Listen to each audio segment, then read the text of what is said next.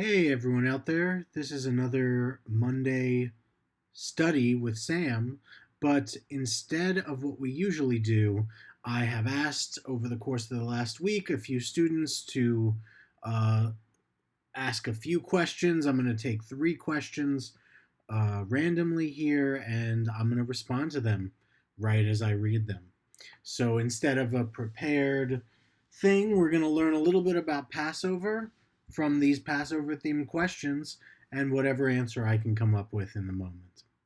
So let's start. The first question is, when is it? Okay, it's good to start with the basics.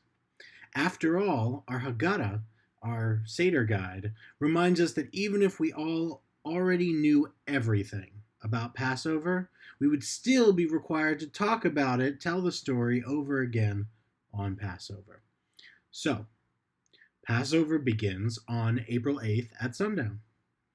In Israel, it'll be celebrated with a Seder on the first night, and it'll last for 7 days.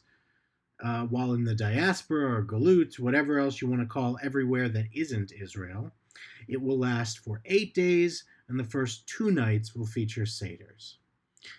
Although many families will still only observe one Seder. For instance, in the Reform movement, it's popular to talk about how time is easily recognizable now. You can also tell when the correct day for Passover begins.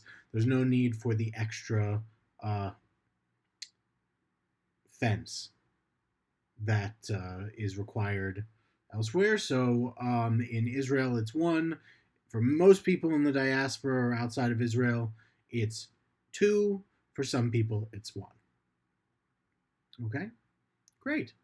The second question is, what's the deal with chametz?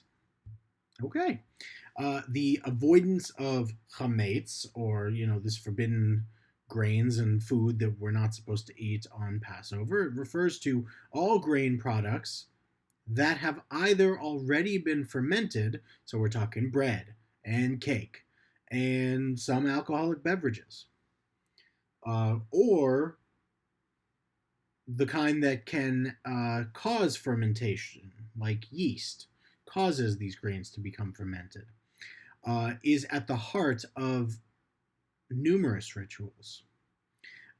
Weeks before Passover, for instance, you might have already done this. Jews embark on serious spring cleaning. We might have invented spring cleaning. I don't know if you can tell, I got books still strewn everywhere, but for the most part, the house is clean. So we do the spring cleaning. And though halakha, or Jewish law, doesn't obligate us necessarily to do such a stringent check that every little morsel of chametz is removed from the house. In fact, halakha just requires it to be anything anything larger than an olive has to be removed from the house.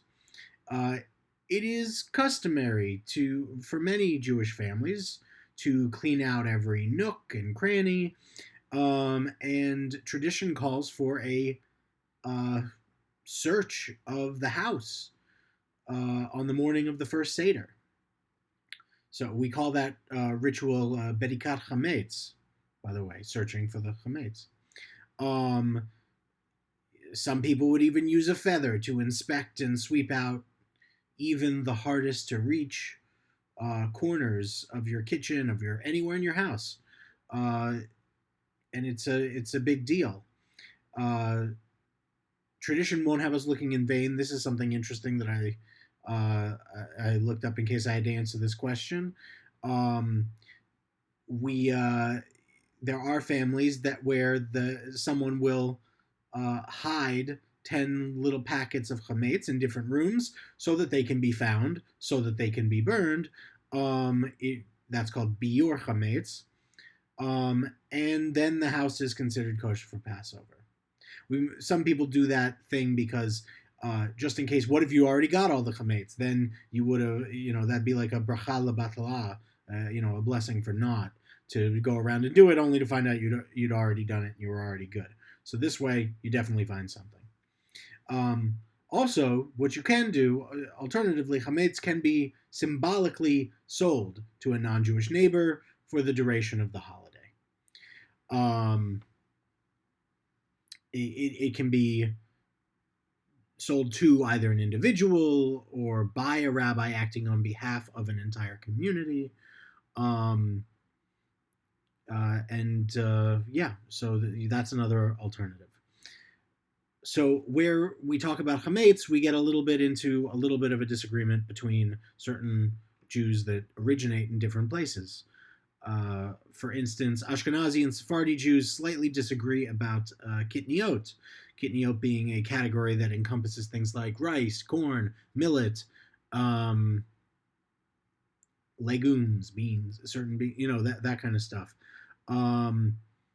Whereas traditionally Ashkenazi Jews from Central and Eastern Europe would view kitniot as chametz, and Sephardim from Israel and the Middle East, North Africa, and the Iberian Peninsula, think Spain and Portugal, would eat kitniot during Passover and still do. We're seeing a little bit of a shift, but for now, it's still, most Ashkenazi families don't eat kitniot. Most Sephardi families do eat kitniot. So that's what I know about chametz. Let's see, one more question. What will it be? Right, okay. Will I be doing anything special this year?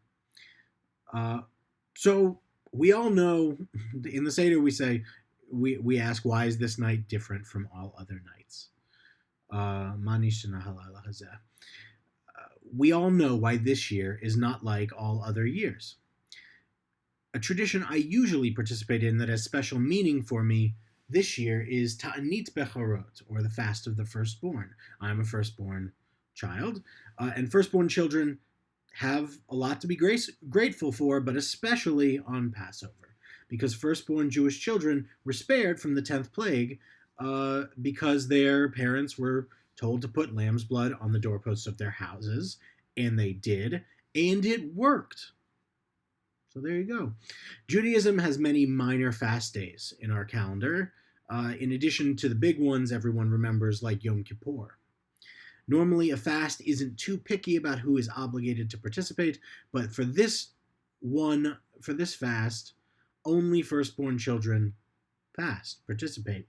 So that's special, and it helps me stay hungry for the Seder. I hope that everyone, whether you're a USC student or a family member or a part of our community or a part of any community, has a meaningful and thought-provoking and inspiring Passover this year. And I hope that everyone enjoys their Seders. If you need help finding a Seder, you can still go on the USC Hillle Without Walls website and request a Seder match. We can find somewhere for you to go, online, of course. And keep a lookout this week, tomorrow, Tuesday of this week, the day before Passover, for our Passover cheat sheet and our community cookbook. So have a wonderful week and a wonderful Passover. Chag Sameach.